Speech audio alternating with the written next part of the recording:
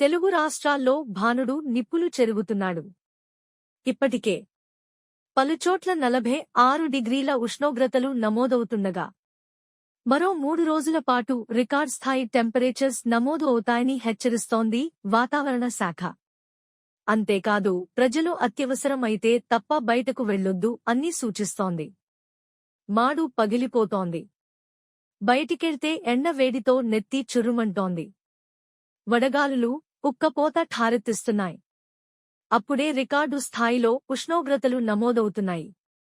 ఇక భానుడి భగభగలతో ఏపీ, తెలంగాణలోని పలు ప్రాంతాలు నిప్పుల కొలిమిలా మారుతున్నాయి.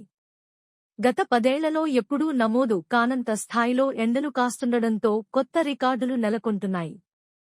కొన్ని జిల్లాల్లో 46.5 డిగ్రీల ఉష్ణోగ్రతలతో ఆయా ప్రాంతాల్లోని ప్రజలు బయటికి రావాలంటనే భయపడుతున్నారు.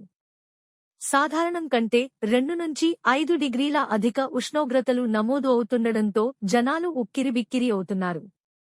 ఒకవైపు అధిక ఉష్ణోగ్రతలు, మరోవైపు వడగాల్పులతో జనం అల్లాడిపోతున్నారు. ఇది చాలదన్నట్లు మరో 3 రోజులు ఎండలు మరింత పెరగనున్నట్లు వాతావరణ శాఖ వెల్లడించింది. ప్రధానంగా తెలంగాణలోని పలు ప్రాంతాల్లో 45 డిగ్రీల ఉష్ణోగ్రతలు నమోదు అవుతాయని హెచ్చరిస్తోంది. అటు ఏపీ కూడా నిప్పుల కొలిమిని తలపిస్తోంది. శ్రీకాకుళం, విజయనగరం, పార్వతీపురం, అల్లూరి, ఏలూరు, కృష్ణా, ఎన్టీఆర్, గుంటూరు, పల్నాడు, ప్రకాశం, ఎస్పీఎస్ఆర్ నెల్లూరు, కర్నూలు, నంద్యాల, కడప, తిరుపతి జిల్లాల్లో 45 నుంచి 47 డిగ్రీల వరకు ఉష్ణోగ్రతలు నమోదయ్యే అవకాశముంది. పెరిగిన ఉష్ణోగ్రతలు, వేడి, ఉక్కపోతతో జనం అల్లాడుతున్నారు. రాబోయే రోజుల్లో ఉష్ణోగ్రతలు మరింత పెరగనున్నట్లు వాతావరణ శాఖ సూచించింది. దాంతో 11 నుండి 4 గంటల వరకు ఇంట్లోంచి బయటకు రావొద్దని హెచ్చరిస్తోంది.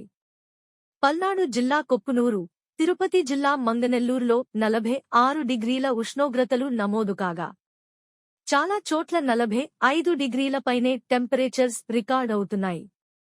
ఇక రాయలసీమ, కోస్తాంధ్రలో అత్యధిక ఉష్ణోగ్రతలు నమోదవుతున్నాయి. అయితే ఈ వేడి వాతావరణానికి కాలుష్యం, తత్ఫలితంగా జరుగుతున్న వాతావరణ మార్పులే కారణమని చెప్తున్నారు వాతావరణ శాఖ నిపుణులు. మరిన్ని ఆంధ్రప్రదేశ్ వార్తల కోసం ఇక్కడ క్లిక్ చేయండి.